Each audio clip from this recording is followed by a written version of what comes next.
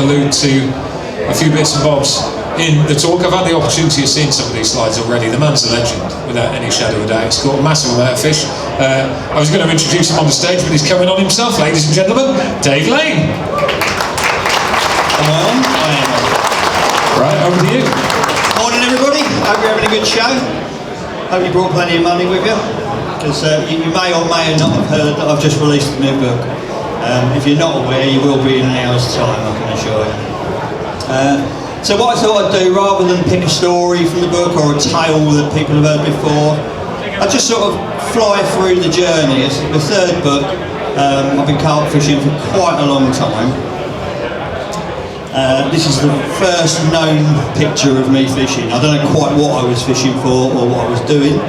I appear to be fly fishing on a saltwater canal down on the south coast somewhere. I've got no recollection of this at all, but I'm assured it's me.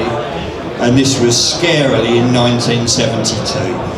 I'm sure a lot of you weren't even born then. But one thing to take from this photo is that there's a lot of young lads here who are in pursuit of carpiness, and they seem to think they invented the woolly jumper for carp fishing. Look at that, Jack Hilton Special, 1972. I tried taking the trend on a little bit as I found out what carp were. I don't really know why, but for some reason my trends never caught on very well. But if you've heard of carpy jumpers, this is a proper carpy jumper. Hand-knitted reindeer jumper and bowler hat. I want to see everyone wearing them this year.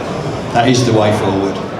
But this was my early years carp fishing down at a lake in Crawley called Tilgate, where I sort of cut my teeth. It was on this lake that I first saw my very first boilie, my first hair rig, which I thought was the most ridiculous thing I'd ever seen. You know, you imagine you go through life floating crust and using bits of sausage meat, and some geezer turns up with a little round rock hard ball of strawberry stuff an inch off the hook. I never thought that'd catch on either, but it caught on an awful lot better than the hat. On the jumper theme, when I went to Horton, I decided to take it a little bit further. That never caught on either, strangely enough. But Horton was probably the first place I ever went that had truly huge carp in it. I caught my first ever 40 pounder from Horton, and my second, and my third, and my fourth as it goes. It was an amazing lake. I mean, it had the old fish out of Longfield in there.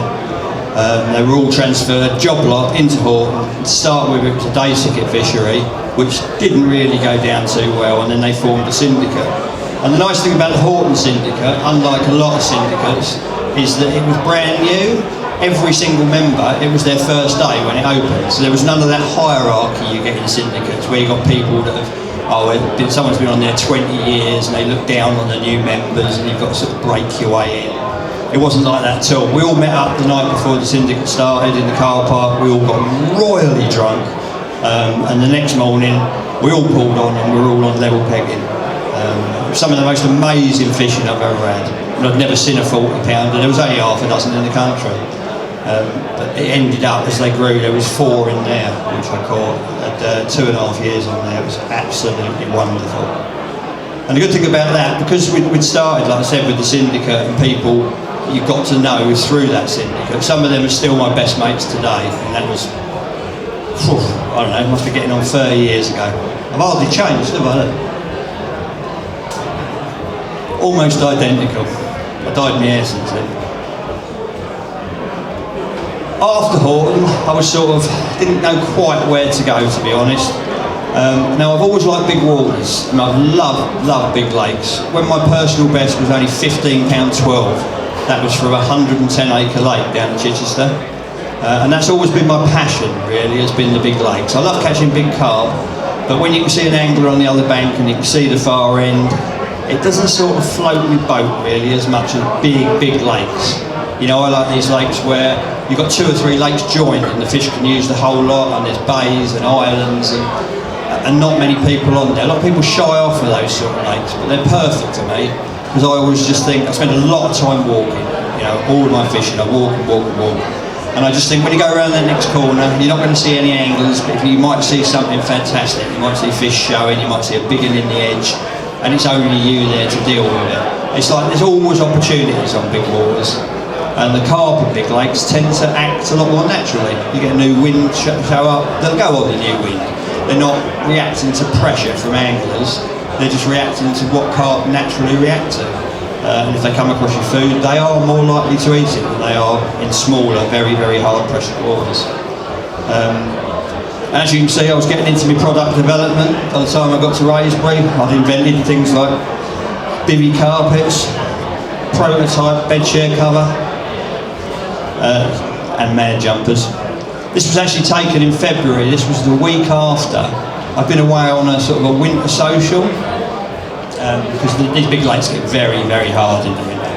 And I'd pulled off for a couple of months, and we'd gone like day ticket walkers around the country.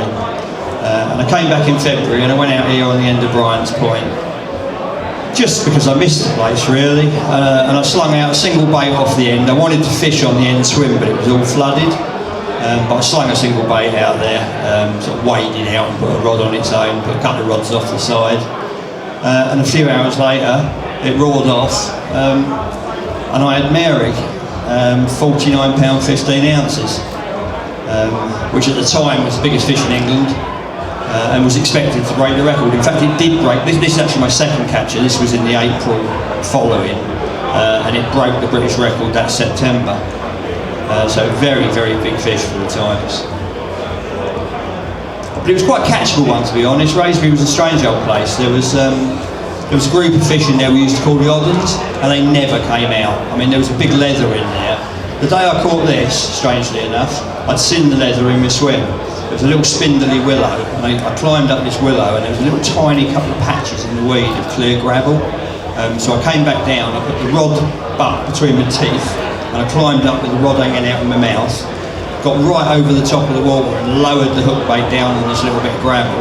And coming down the far margins was this big leather. It was probably the same sort of size as this, really. And as far as we knew, it had never been caught, and it never ever did get caught. Anyway, the fish came round the corner, I got my bait in position, hid behind the tree, and it ripped off. And it was Mary, who I hadn't even seen. And it was 2 foot of water, gin clear, didn't even know she was in the swim.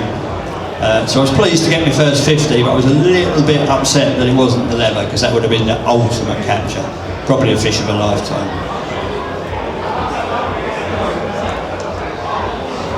After that, moved on to a few different lakes, dotted about all over the place, but again was always looking for the bigger lakes. And this is down at St Ives. This is a lake called the Fields and the Meadows. It's actually 4 different lakes joined together across flooded causeways, and this is the biggest half, the sailing half of the lake. Tim? I'd obviously got the memo about the camo by now. That was actually the prototype t-shirt for the Tackle Box camo range. That was when Realtree first came out. I thought I was proper cool with that. Not so much now. And that's the fish known as blackjack, which is probably quite fitting for this weekend, being Black Friday weekend. They don't come a lot blacker than that. Unfortunately, he's now, well, he's been on the missing list for about 10 years, so he's probably passed on. I was obsessed with catching this fish, absolutely obsessed with it.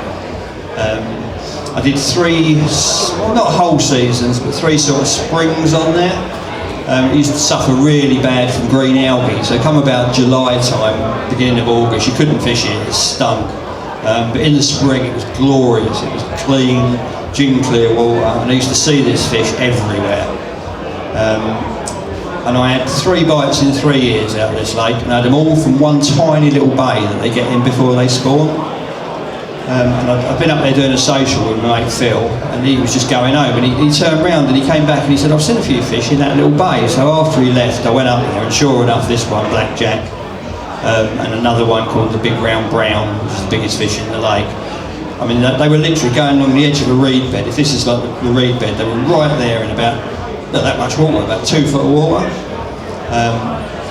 So I climbed through. The only way to get to them was like round through the woods, come through the woods into the reeds, and actually broke my way through the reeds, and I snapped off a big bunch of reeds and held them in front of my hand, like a bunch of, in front of my face, like a bunch of flowers, so it wouldn't see me. And I got right to the front of the reeds, and I looked down, and they were literally there. They were about 2 foot in front of me.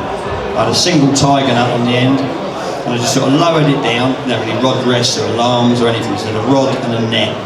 and I buried the tip of the rod into the silt, or the sand in front of me, and I just sort of propped the butt up on my hip and pushed it against the reeds, pulled the reeds back over my face and stood there watching. And I see this thing, jet black. I come along the margins and I see the tiger nut right in front of me.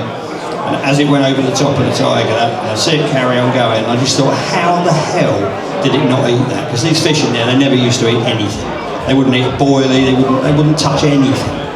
And it went over this one single tiger, and I just thought, that's not fair. You know, they've got to eat something. And as it sort of just drifted about 6 inches forward, I see all its fins come out, it went rigid, and then it just shot off, and the rod pulled up out of the sand, and he was on. And it was so shallow, the bay, it was about the size of this bit where you're all sitting. And at the back of it was a bar. If they went over the bar, that was it was job done, game over. So I jumped straight in the lake, I had chesties on, and I just chased him out, and I ended up playing this fish actually round my ankles. And at stages he was burying his head in the sill, and it was so shallow that the back half from about here was sticking right out the water next to me, but I couldn't get the net under it because he was in the mud. It was a hell of a game, but I've never felt so elated as when that went in the net. That was a proper turning point for me. On the theme of big waters, one of the biggest I've fished, probably, maybe even the biggest lake I've fished in the UK, was Sonning Eye Pit. I mean, it's vast. It's a minimum of 240 acres.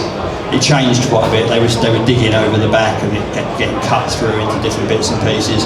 But all of this you see here, all of that's not even the far bank.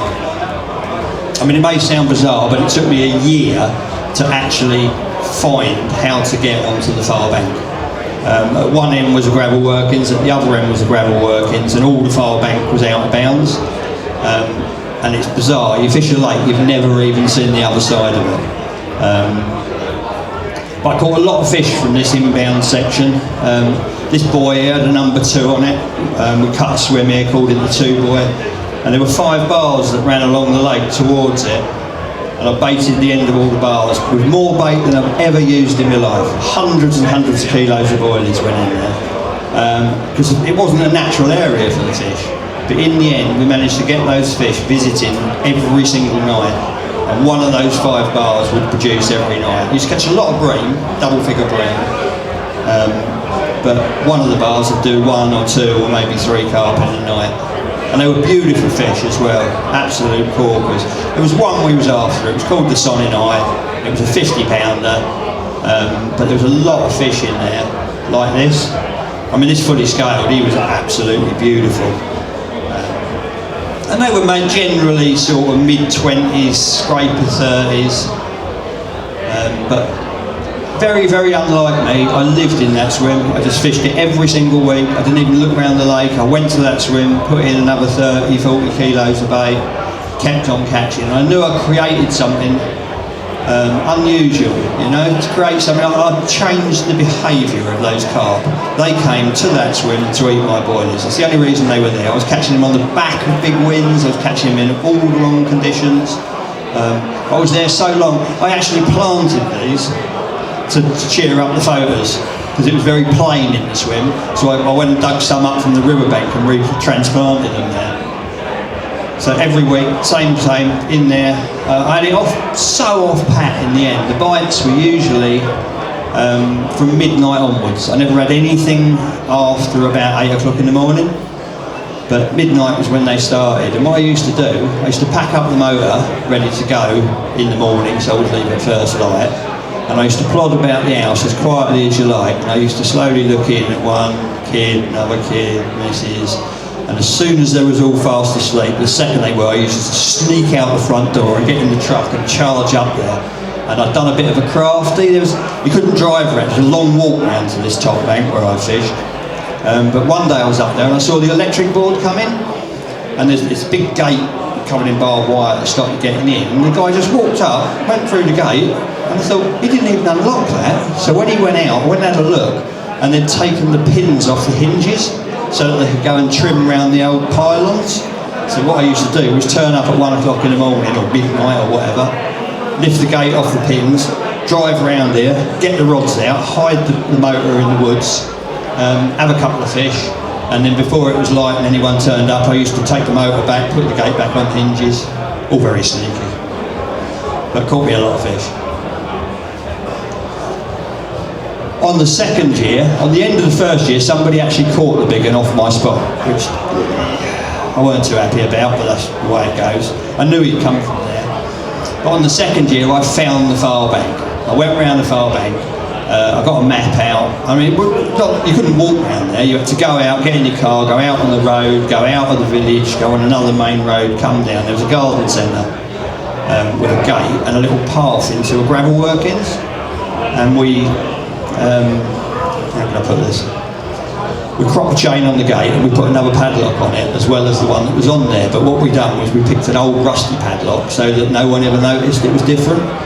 And that way we could come in the back, drive through the gate, drop the gear off, then go and drop the car off back at the centre place there, sneak across the gravel workings, and we found this paradise on the far bank. It was absolutely beautiful over there. And the first time I ever came here, I walked through this path here, and I looked through this bush, and right underneath the bush was the Sonning Eye, just sat there, right in front of me, mid-50. Couple of 40s with it, couple of big 30s, and I just thought, this is where they live. You know, with all that time I'm dragging them probably half a mile away with bait, this is where they actually live. That's why I don't get any bites in the day. This is their home. So I set up camp. This is actually my bivvy here.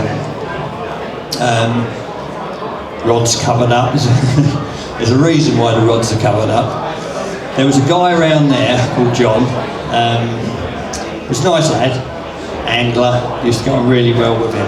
His brother-in-law, I think it was, ran the workings. Now John, he was a bigger straight puller than me, and he was a bit of a joker, and he told me one day that his brother-in-law, who ran the workings, came into work every morning by helicopter at about 8 o'clock in the morning. Now 8 o'clock in the morning, every morning, a helicopter used to come over the top. So about 7:30, I used to go out there, cover all the rods up, make sure everything. I used to hide under that netting and look out and think, here he comes, over the top. And then sometimes he'd turn around and he'd come back and say, go across again. And I waited till he disappeared, and then I'd come out and carry on fishing. It was 6 months before he told me that he'd made the whole story up, and the helicopter was actually that eye in the sky that does the travel reports in the morning. It was going across to the M4, which I thought was brilliant. He proper had me going. But I loved it over there, and again I did the baiting strategy over there, and eventually it paid off. And he waddled into the net one night, 55 pounds, absolute Jurassic carp, nothing like anything else in the lake. His hide was like a rhino, mental. He's still my personal best mirror today. But that was a proper achievement getting him. Like I say, 240 acres, and basically you're fishing for one fish, so when you get it, you feel very sort of chuffed with yourself. Once I've got the hiding in the bushes thing off pat and got it all sorted and covering up the reels and what have you, natural progression, the only place to go to is the Mere. Now I'd been to the Mere quite a few, in fact I fished the Mere for 7 years on and off. Not solid, I did other things, I went to Coninbrook in between, I went to Sonning in between, done lots of other fishing. But the Mere was always in my blood. If I dreamt of a carp, it would always be the Black Mirror. You know, it's got to be the ultimate carp that this country's ever produced. But the fishing up there is savage, absolutely savage. You spend your whole time undercover, you only come out after dark. Every swim you fish, everywhere you go, it's all about, you spend the first 3 or 4 hours digging yourself in. This was my favourite swim, it's the first swim I ever made, it's called the Canopy Tree. How many old people we got in here? A few of you might remember years and years and years ago the Enid Blyton books. There was one called The Faraway Tree. I used to get it read to me when I was a kid, and it was about a tree, a massive tree that went in the clouds with all different lands and stuff that you could access from this tree. And the Canopy Tree always reminded me of that, especially when I went home, because rather than take my gear off the Mere, which was a nightmare, I used to wrap it all up, even the bed chair, and I used to climb right up the top of this tree. I had a rope at the top, and I used to lower it down, and I used to hoik my bed chair up there and hide it, and then put some netting underneath it. I used to have my brolly, rods, everything was at all different stages up this tree. And I used to love this swim. And on my last year, my 7th year, I'd been baiting in the corner, just off of here, which I think you can see from here, yeah, just across here on the far bank. This is actually the view you get from here. If you look, say, these leaves down here, they're them. So that's the view you get, that's all you get. You're literally living underneath this canopy tree, and this is quite a deadly slope here. This is the 3-rod setup under me netting. Like I say, everything had to be kept totally hidden through the hours of daylight. But the prize was always in there, and like I say, these perfect conditions sprung up one night. Wind was piling in. It's quite an odd wind. I think it's a northwesterly maybe, and it was piling into this corner. I'd been baiting it for about a month, and eventually the right-hand rod screamed off. I went down there, nearly broke my neck getting to the bloody thing. Got the covers off, and had to fight from hell. It was unbelievable.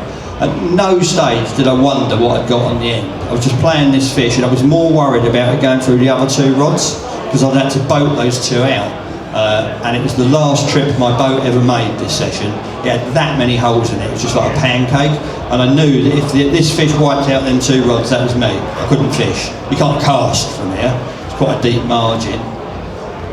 So I just bullied it, really put on the pressure, and out there in the dark I could hear these enormous great big swirls and explosions on the surface. And I don't know why I was still surprised when I looked in the net, but I was. But it was him, after 7 years of trying, the black mirror. Now I don't care what people say about fish and lists and, you know, who's caught the most of this and what's the different size and which is the best fish and who done whatever. If there's any list in this country that involves mirror carp, that's at the top, you know? That is the best mirror carp in the UK, and I don't think anything will ever surpass it. Not just what it looks like, how it fights, it's what it stands for. It's anyone that's ever fished there will tell you it's one of the hardest lakes that you could possibly fish. Even when we took these photos, we've got this big old ground sheet down to the nettles. We didn't know it at the time, but there was a wasp's nest underneath it, and we all got stung to buggery doing the photos. But you didn't care. It was, to me, the ultimate carp. And that, there he is on the cover, was where I finished my last book, Flick of the Tail. And like I said, I'll make you aware again, my new book, which is out there for only £30, starts after this capture. And it's everything that's happened in the 7 years from then until sort of a year ago. And a lot's happened in that time. I've still got my passion for fishing, but I've got my passion for big lakes as well. It's sort of, it's what I'm all about really, big lakes, love it. And I like big country, I like big skies. And it was at this time that I moved. I used to live in Crawley, down by Gatwick Airport. I don't know if any of you know it, if you do, you know where it is. And then I moved up to Suffolk, I got a job offer. And I moved to Suffolk, which is a beautiful county. I'd never been there in my life, didn't even know where it was. But for a boy that's, man, bloke, that's born and bred in somewhere like Crawley, your overriding dream is always to move to the country. Anyone who comes from a big town must have thought that, oh, would it be nice to live in the country, have a 4x4, bounce about. And I got offered a job with JRC that offered me just that. They even had a 4x4 that I could buy off of them. So I found myself a house in the country and moved to Suffolk and thought, I'll do exactly that. I'll go to work in my 4x4, and in my time off, I'll do a little bit of off-roading, because that's what we do in the country, isn't it? Unfortunately, I wasn't very good at off-roading. I thought it was a lot easier. I thought 4x4s were a lot more durable. That's my boy, Connor, sat in the front there in his school uniform. We lived about 150 yards from the school. And I was like, I'll get him. So, picked him up from the school, he got in. I still had all my sort of officey gear on, he had his school uniform on. I said, I'll tell you what mate, we'll take a detour, we'll do a bit of this off-roading lark. So we found this old muddy pit, which I didn't know was a slurry pit. I didn't even know what a slurry pit was, to be honest, soon found out. We actually, to be fair to myself, we made it round once, full circle, and there was this little hump, and I thought I'd go over that and we can go whee! So we went over it and went wee splat, and that was the end of it. By the time we got home, he had to get out, obviously I was already out taking the photo, in his school uniform and wade through this. His mum was livid. And it took me mate Lim, who's now my brother-in-law, and a very, very, very large track machine to drag it out, and we nearly lost the machine in there as well. I reckon all the locals must have just walked down the corner and gone, Townie.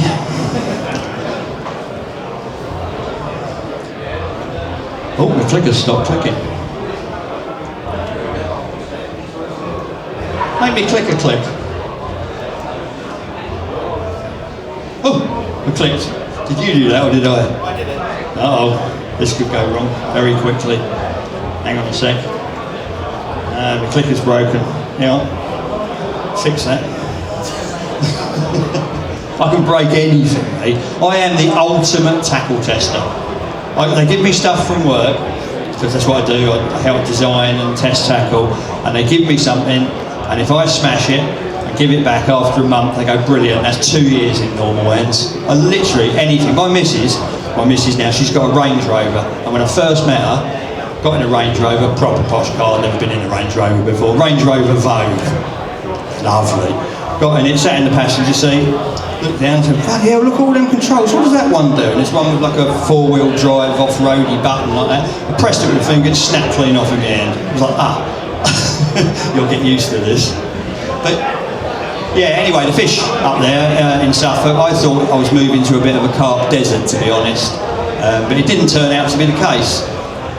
As it turned out, I actually knew a bloke who who ran probably the most exclusive syndicate up there, 2 of them actually, and I managed to dodge the waiting list and slide straight in. And I caught, in my first 2 years of living up there, I had so many like this. I mean, they're beautiful fish, real scaly. I had this one up to just under 40 pound, only 3 times that one. But the lake was full of sort of mid-20s up to high 30s, half commons and half these fantastic scaly looking mirrors. But it was a small lake, it was a small syndicate, it was small, like, almost like damn rivers. There was 5 lakes, I think, with little streams in between on different levels. Really? Well, I'll say click. Okay, click.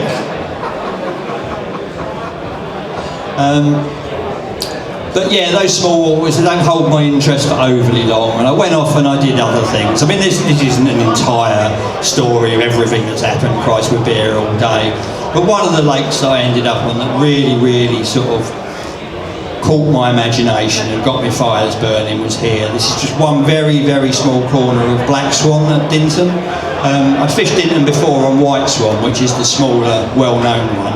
And this was never a fishery then, this was sailing only. I can't remember how big it is, but it's big. It's 2 huge lakes, a massive bay, and it's all joined together so the fish can use the whole lot. And I absolutely loved it up here. Click. It's good, isn't it?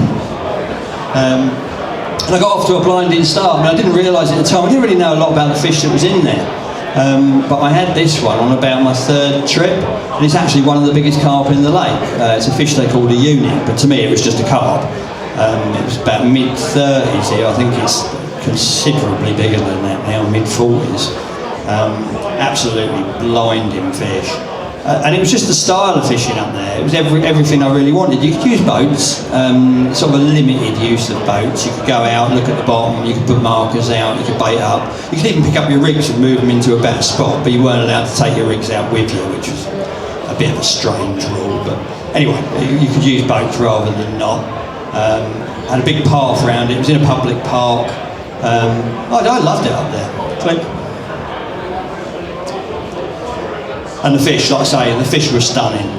This fish here, I think it was about 35, 36 when I had it. It's one of the most incredible zip linears. This fish, today, as we sit here, is probably within ounces of 50 pounds. I think its last capture, which weren't that long ago, I believe it was around 48.5 pounds. and it's growing like mad. So if it isn't now, it will be by the spring. Now imagine that at £50. That is a stunning carp, and it's got a brother as well. There's another one just like it, which is a couple of pound behind it.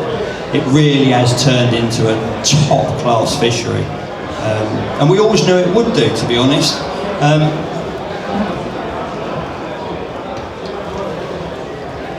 We were there for the chance of an original, because there used to be a small amount of very big carp in there.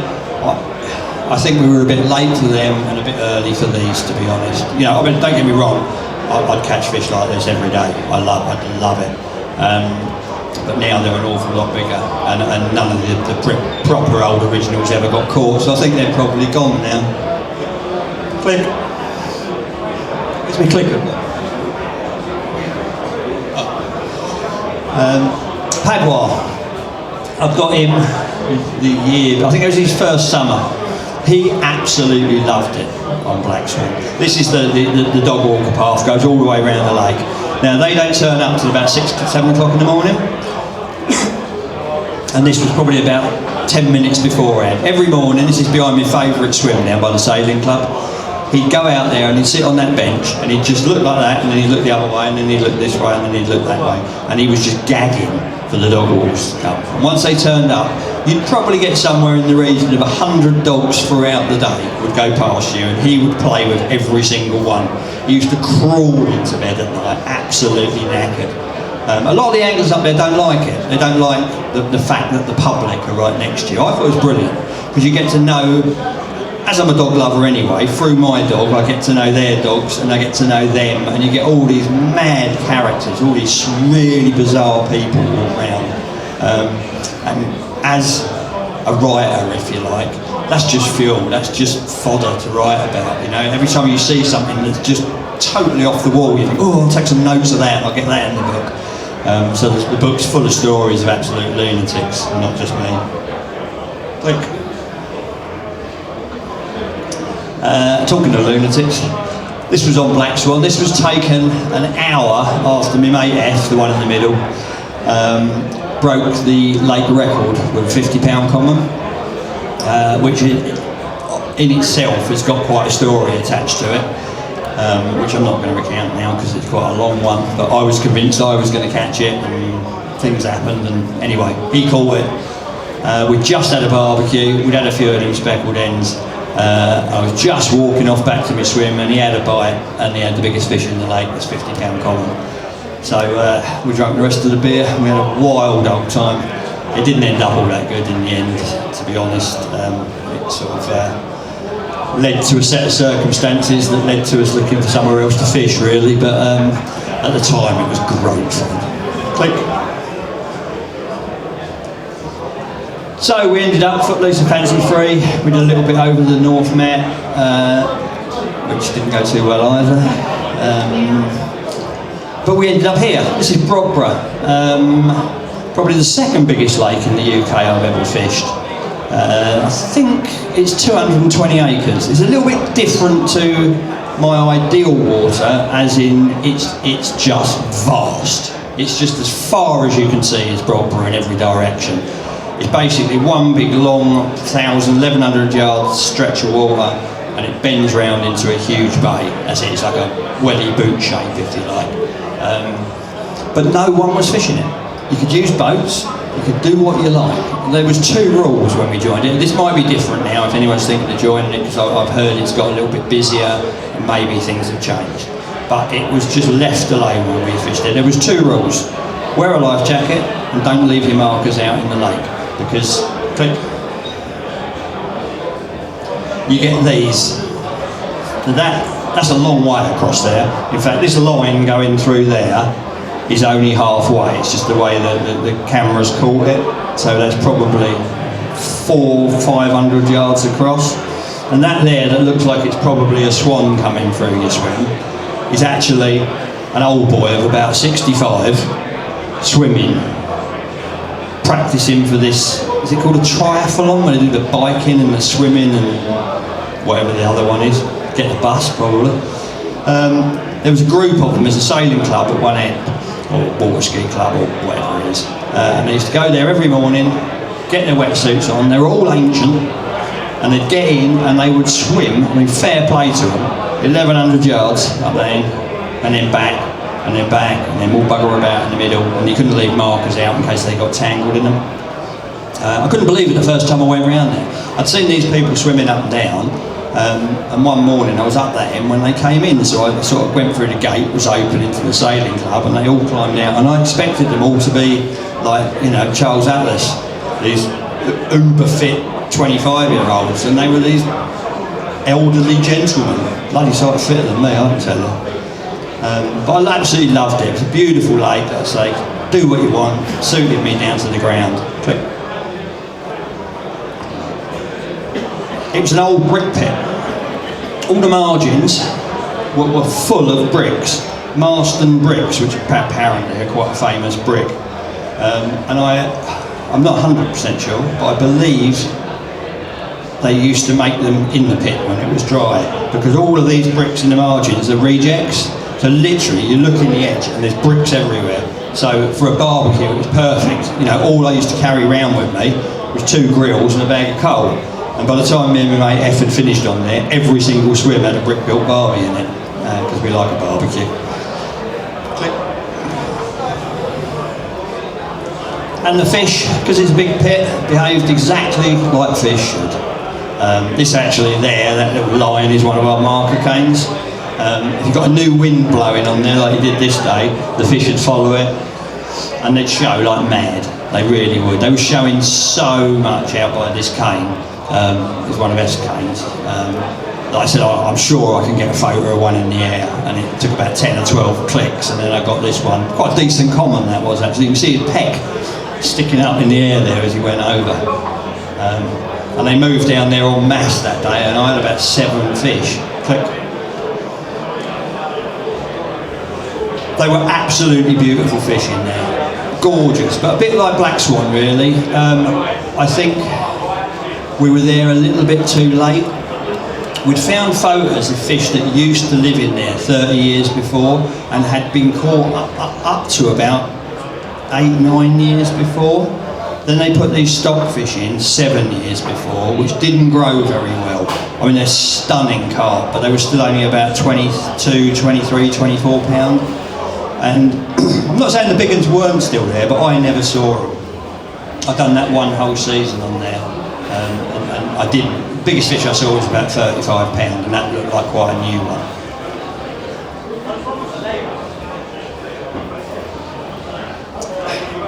Click.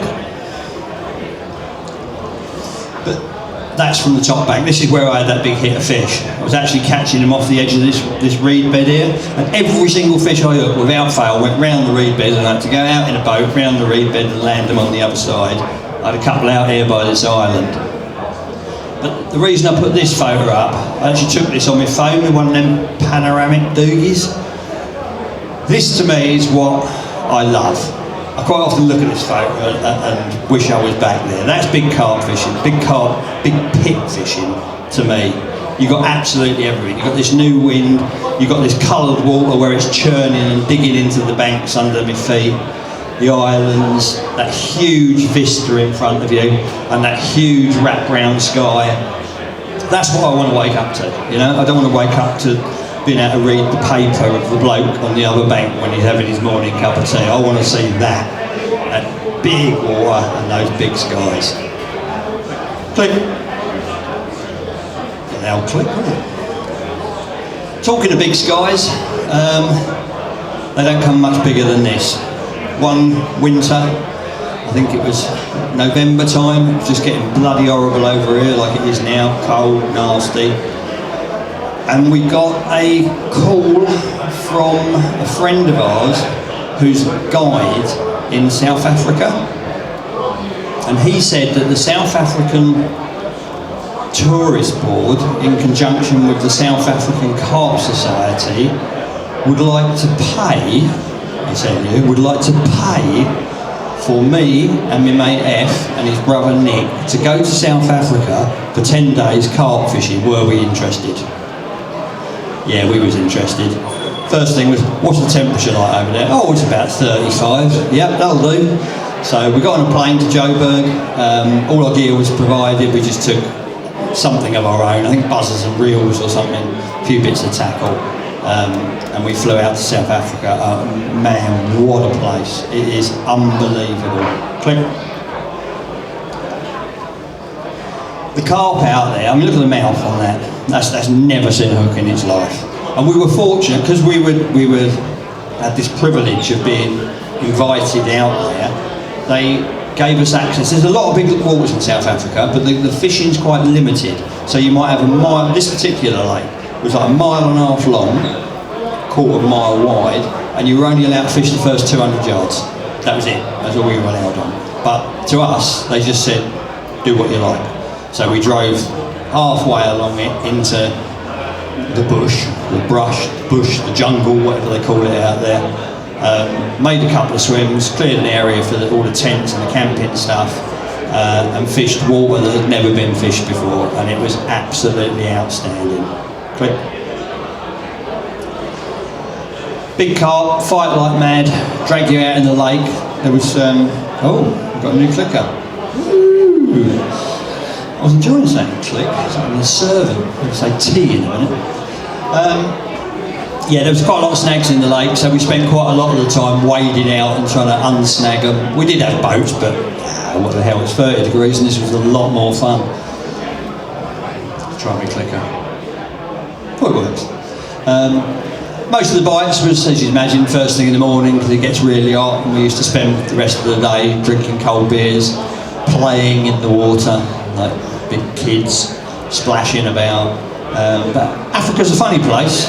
There's a lot of wildlife in Africa, and to start with, you don't really take it all on board what might be around you. I remember one night I went off into the bushes for a poo, and I've got this shovel and some wet wipes, and I've gone off into the bushes. We've got this massive, great big encampment, and I've gone about 25 yards, I suppose. Well, I say in the bushes, it wasn't really, it was a little clearing. I'm not going to go into great detail here, so don't worry. Dug myself a little hole, put the shovel there, put my wet wipes in the handle, just sort of debagged, had a head torch not turned on my head, and I heard something next to me in the bushes. I thought, oh, I'm in Africa. So I pinged on the head torch, and I kid you not, there was more eyes looking at me there than there is now. I was surrounded by eyes. So I just got my wet wipes, pulled my trousers up, got my shovel, and did it behind the tent. I thought, I ain't going out there in the dark. I've no idea what they were, but I really, really didn't want to know. And it's the same in the water. You know, we're splashing about in the water. It's one of them places, the more you look, the more you see. You know, you see some rocks in the edge, and the more you look, the more you see. We didn't go swimming anymore. Hippos were the one thing I wanted to see. It's the biggest killer in Africa, I think, apart from a mosquito, which is the biggest killer on the planet. But they're the biggest animal killer in Africa. But I was desperate to see one. When I got these photos, I couldn't believe it. I was just like absolutely blown away.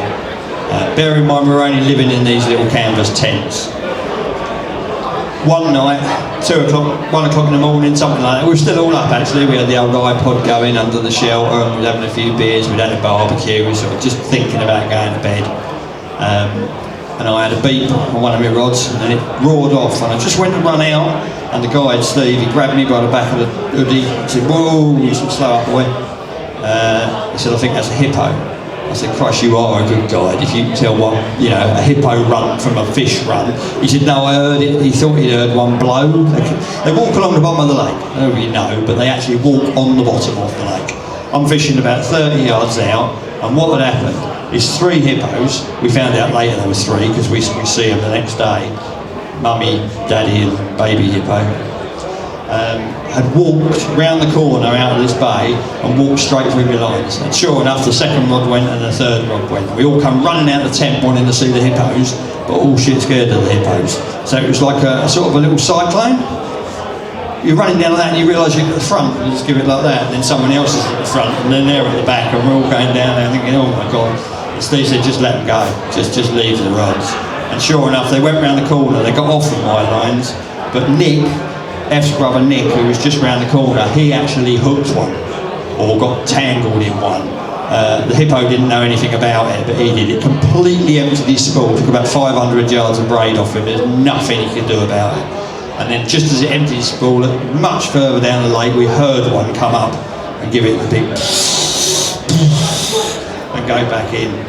So if anyone ever tells you they've had a Christ, that line bite I had last night, I assure you, it's nothing. When you've had line bites from 3 hippos, that's proper line bites. But the fishing out there was absolutely fantastic. It was stunning. Mainly commons. We had the odd mirror. We didn't have any monsters. You know, we had them up to sort of mid-30s, I think. But for the middle of winter, you know, to get out there in the sun and catch carp like this that have never been caught before, they fight like demons. It was brilliant. We was really well looked after. They made a DVD for to promote like carp fishing in South Africa. I don't know how much of that we managed to do, but we enjoyed ourselves.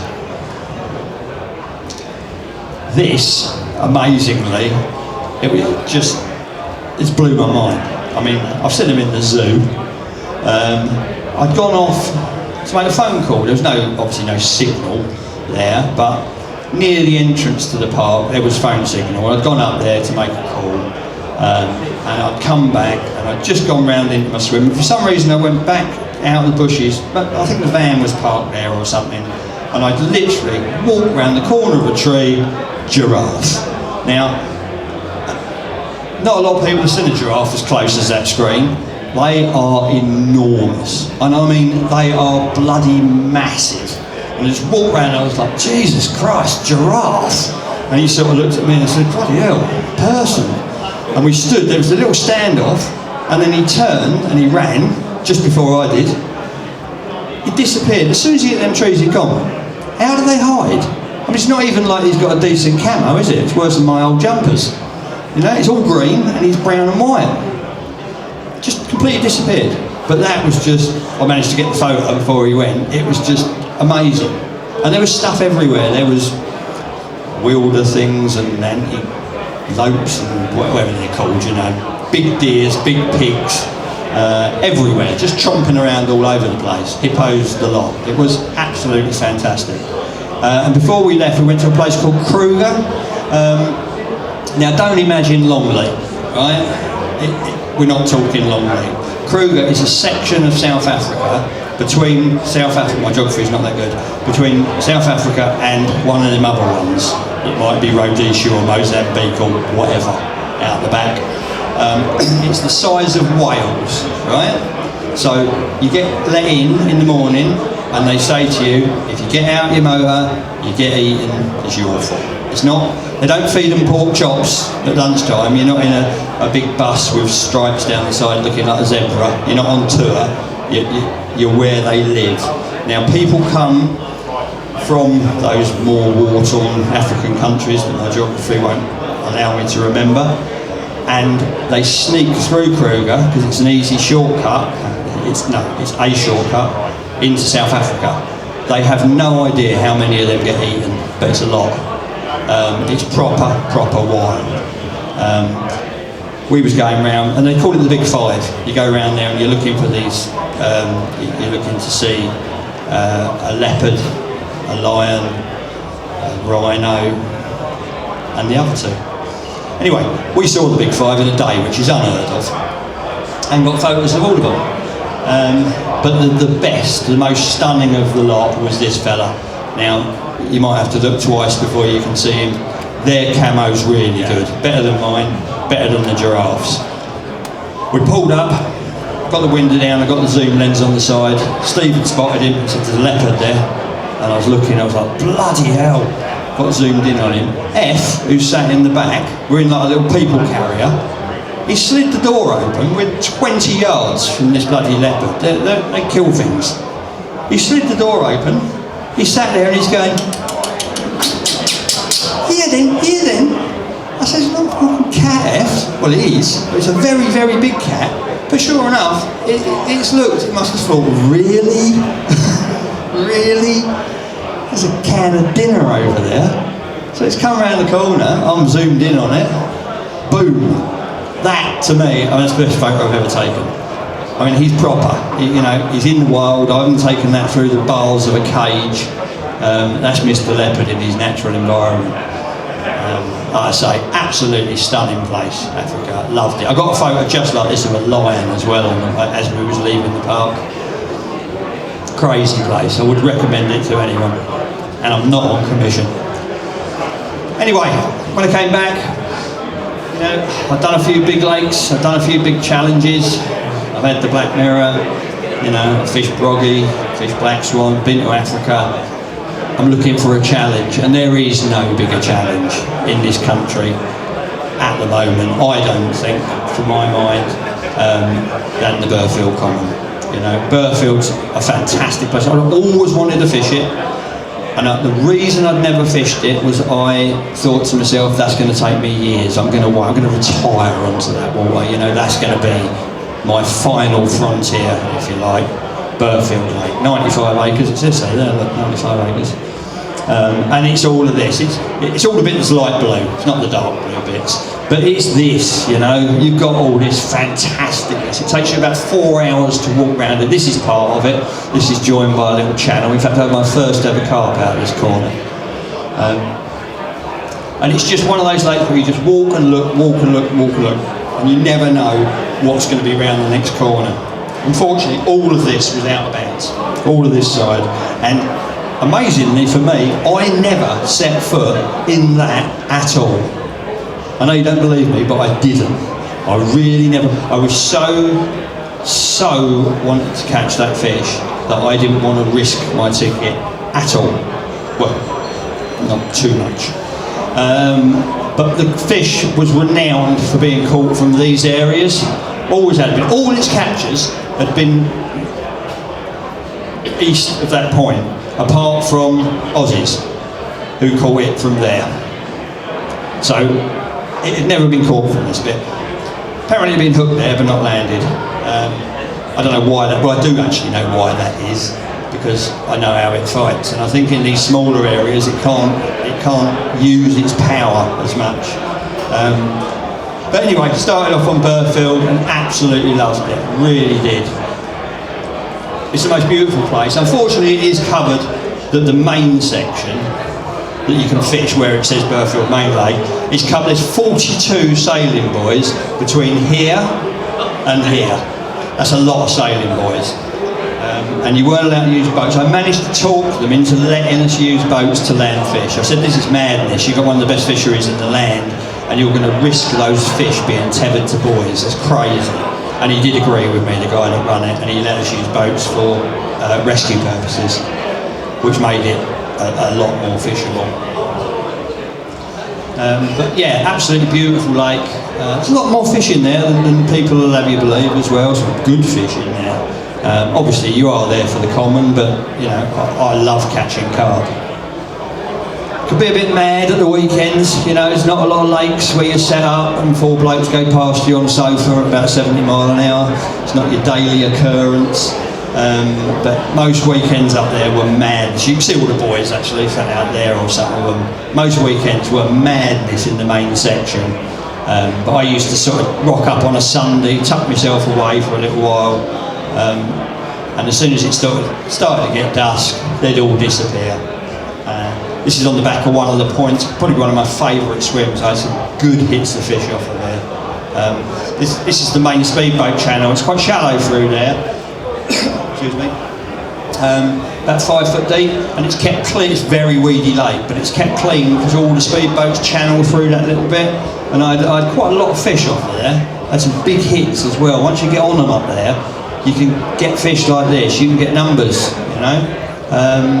This was 40 pounds something, 40 pound 12, and in the same session I had a 45 and about 3 other fish. It's not always like that, but if you get on them, I mean, Aussie, who I was just talking about, he once described them to my mate F as like a pack of hungry dogs. When they come through, you've got bait out there, they'll have the lot, and that is what they're like. Not the common, not the originals, but these, what we call the grey ones. They're not, you know, some of them are beautiful, some of them are a bit plain, but yeah, they like a bit of bait, so it's a lovely place to fish. It's got a lot of big fish in it, It's got a lot of big open water. It's got a lot of tiny little bits as well. This was a swim I only ever saw me fish it. It's not really even a swim. I used to cram, I think the dog's actually in the bed there. I used to cram a dog bed in the brambles, tuck my bed up. There weren't room for a brolly. Well, there was, but you couldn't see anything if you put it up. Spent most of my life up the top of the tree. I used to bait this every time I walked past. I only ever caught 2 fish out of it, but it was lovely fishing. There was a lot of this intimate style of fishing. And walking. I used to walk and look. Most of the time you saw absolutely nothing, but you're always looking for that little opportunity, that little occurrence.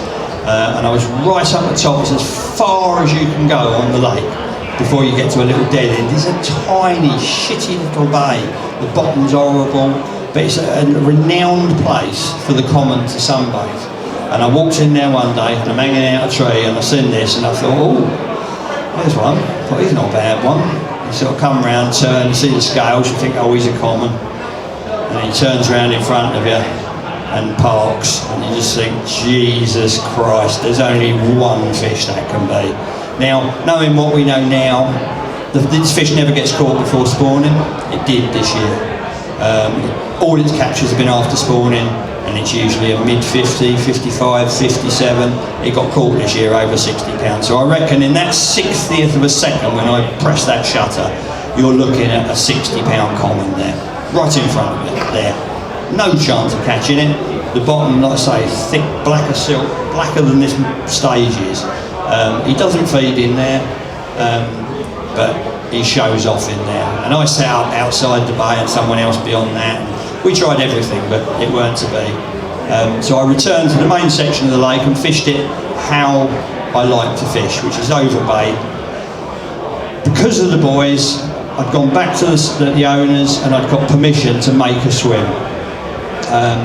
And it was an area you could fish. It's not like, when people hear the story and they think, oh, we made a swim out of bounds and that's why I caught it. It wasn't like that at all. From the first swim inbound, you could cast to the spot that I fished, but you cast past about 12 buoys. So all I said was, wouldn't it be more sensible to make a swim 25 yards up there, and then all the buoys are to your left, and you've got one buoy left and open water. And they actually said, yeah, we've had permission for that for about 6 months, but none of the bailiffs can be bothered to make it. I said, well, I'll do it. So I waited and waited until I knew the wind was going to come this way. I turned up with all the tools, and this is the swim I made. And it looks out, you can see there's the start of the cluster of the 41 buoys, and there's the other one. It looks a long way out, it's only actually 60 yards. It's hundreds of yards to the island, but like I say, the way the photos come out.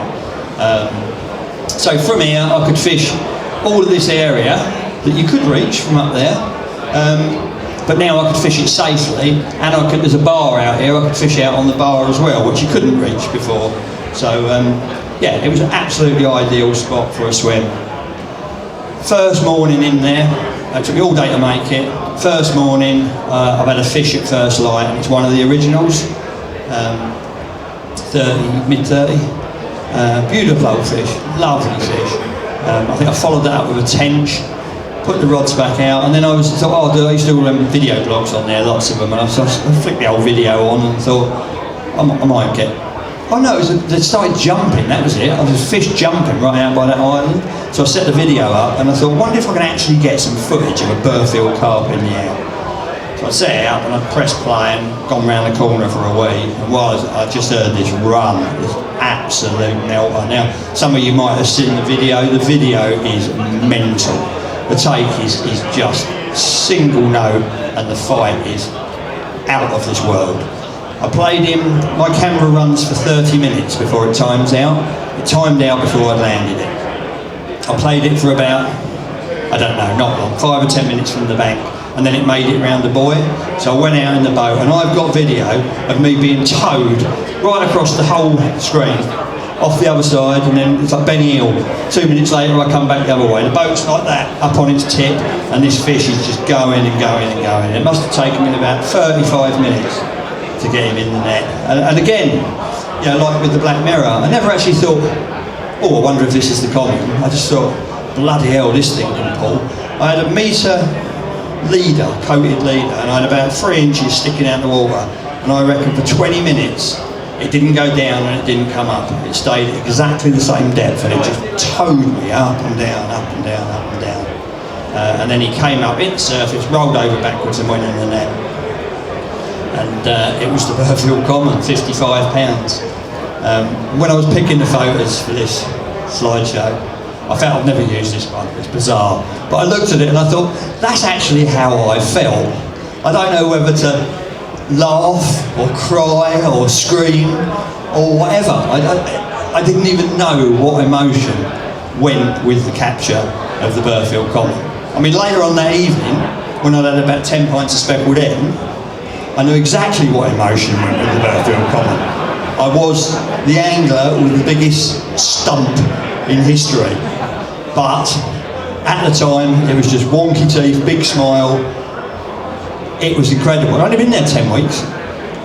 You know, a lot of luck involved. There always is in carp fishing. You can't odds what picks up your bait. But this picked up my bait. And to add this to the Black Mirror, you know, on your profile, it doesn't get any better. I mean, I was fortunate to catch him in the time I caught him. Not so much with the Black Mirror, that took 7 years, this took 10 weeks. But, you know, you get out there and you try your hardest and sometimes it all comes right. And like I say, the main thing for me is the journey along the way, is the stories, is everything that builds up. It's not just about the capture. I enjoy my fishing, I have a right old laugh. Some people don't like that, but tough shit. I have fun, catch a few big fish, build memories, write stories. All the stories are in there. I'm on a stand outside. Thank you very much for listening.